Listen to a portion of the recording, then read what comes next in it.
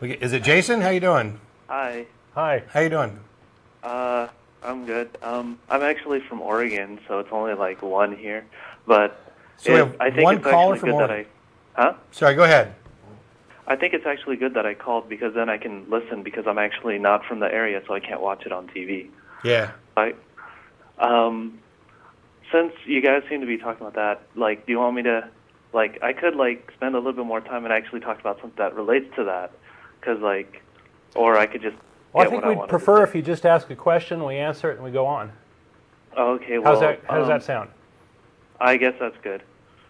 Well, the thing is, I'm not really sure if it's a question. It's kind of more comments that I had Okay. about That's like, fine. things that I've been watching the videos on the archives, Mm-hmm. Great. and one thing that actually kind of annoyed me, but not that much because apparently different people on the show have different definitions of agnosticism. And so some people will say, oh, well, yeah, those people are agnostic theists. And then Tracy was saying, well, how can you be agnostic theist? That doesn't make any sense. And I define agnostic as ultimate reality can't be known. So we can kind of have an idea, but ultimately we don't really know. So Sure, but it it's depends like- on what you mean by no. Yeah. I mean, we talked about this a number of times, and what kind of definitions you use and find useful certainly contribute to whether or not we agree. I would guess though. I mean, I know even when Tracy and I disagree on what word is best or what description is best, I think we're almost in complete agreement on the actual nature of the universe, how we go about describing it, what labels we find useful and practical. That may differ, and I think that may be the case. I mean, you're going to find that everywhere. Okay, well, I think I actually agree with you for the most part, though, on agnostic, and I think I'm pretty much atheist, but I just don't really call myself that. Yeah. I actually could get into this whole thing, like we are the self-aware universe, but I'm not going to. I'll email you about it. Okay. That's a good prompt though, because I haven't mentioned the email thing.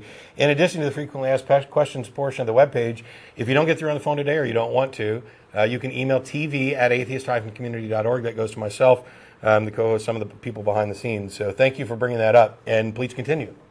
Yeah, it probably goes along with Spinoza's God stuff, because basically nature is God stuff. But anyway. Another thing, it actually also bugs me when people call in and ask saying, do you think people will ever evolve past religion?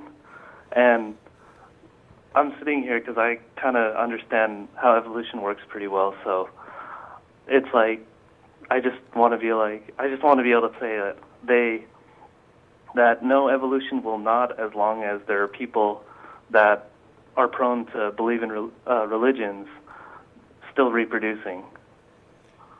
Yeah, and to be, well, I see your point, and I don't necessarily disagree. To be fair, they're not necessarily talking strictly about biological evolution.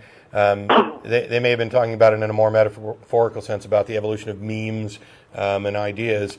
I think you're right. Either way, I don't expect, certainly not in my lifetime, I don't know that we could ever truly get rid of religion, because what we're talking about, we may get rid of it in the sense that we understand it now. But what we're really talking about is superstition and an over-reliance on inference and induction rather than deduction and evidence and reason. And the thing is, that reliance on both authority and inference is very useful and practical, especially in rearing young, but also in everyday life. If you had to analyze every decision you made based on every other decision you made, You'd starve to death. Yeah, you'd starve. You'd never get anything done. Yeah. And so the reliance on that kind of rule of thumb, general kind of pragmatic sense, your gut feeling, will always be there. And the thing that I think we need to do, which will, I think, eliminate religion in the sense that we view it now. You're never going to completely eliminate flaws and fallacies and superstitions. But is to hone the critical thinking ability of people. Because when you say you're going with your gut, basically you are making a decision based on past experiences, evidence, and your understanding of reality.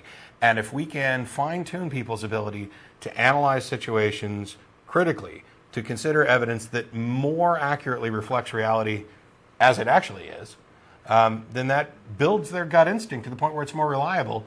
And things like, at least religious in the dogmatic sense, I would hope begin to go away, but not anytime soon. Well, let me make a comment here. Religions are evolving too. Yes. They're changing over time, and I believe they are effectively adapting towards being more useful in propagating themselves within humans, right? They help meet our fears and our needs, and as our fears and needs change, they're going to change along with us. So it's kind of like an arms race of some sort. Yeah, it seems that no matter how science really goes anyway, they're just going to go along with it and just say, oh, well, yeah, we knew that all along anyway. Yes. That sort of revisionist thing, you see it all the time with the issue of evolution, where at first the church is profoundly against evolution. And by the way, the Church of England is evidently getting ready to offer an apology to Charles Darwin for being a little too robust in their tone against him. And then all of a sudden you get people who have now revised their religion to say, oh, well, of course evolution's true, but that's the way God worked.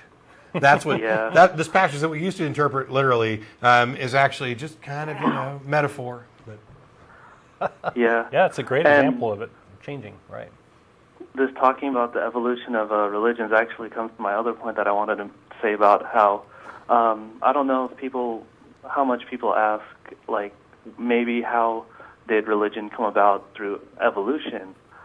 And my kind of hypothesis for it is that maybe it's kind of like that supernatural, where it's like, oh, well, people will look at these birds and see that these birds do a certain thing every year at the same time season. Mm-hmm. And so like the seasonal and it really goes along with the agricultural and even before agricultural stuff of just being able to understand what's going on without really understanding what's going on, but they can at least apply it and use it so that they can say, oh, well, the God will bless us in this day. Right. And they don't have to know why, but they just know that it does. And so it's like, well, it works. Okay, we're good. Yeah.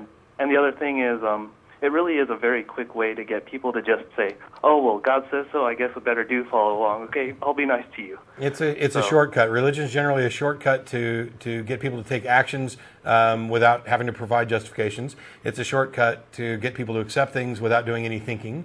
And you're right, this idea of, well, it works for me, so that's good enough. I mean, I've been having a discussion with somebody, and hi, Kat.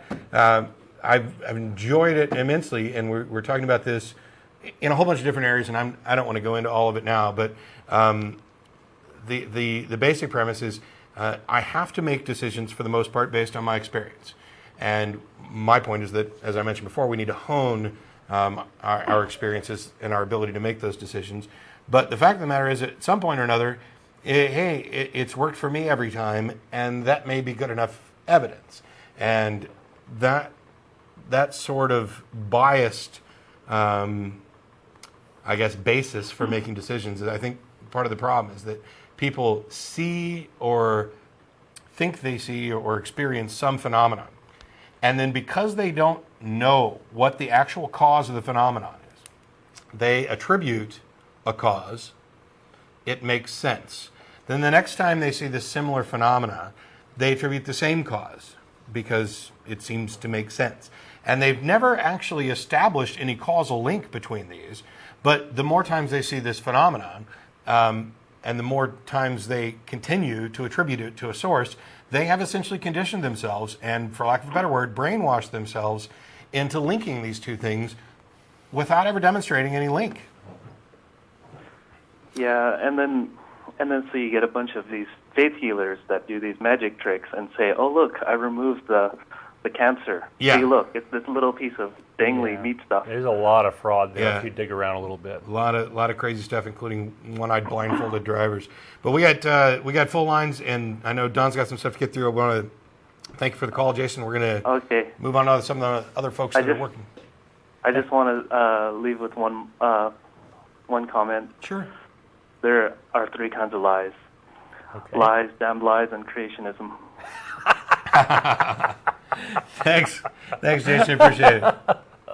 The lies that never quite go away. The only thing is that you've equated creationism with statistics, and I don't think there are any statistics. No. But I like the joke.